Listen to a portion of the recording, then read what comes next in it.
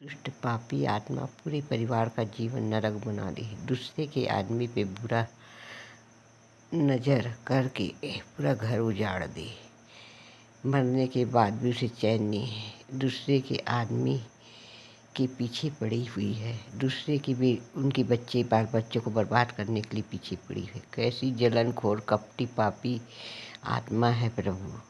इस दुष्ट आत्मा से कोई इस परिवार को बचाए। कभी बेटी के घर घुस जाती, कभी बेटा के घर घुस जाती। बचपने से तो 5 बच्चों को तंग करी। उसके बाद तो हम मेरा जीवन बर्बाद करी, धन बर्बाद करी, इज्जत बर्बाद करी, पूजा पाठ बर्बाद करी। तंत्र मंत्र टोना जादू करने वाले से दुश्मनी कराई।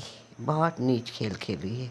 हे माँ मातंगी, हे माँ बंगलामुखी, हे माँ छिन्नमस्ता माँ, कोई दुष्ट पापी नीच आत्मा से हमें बचाए।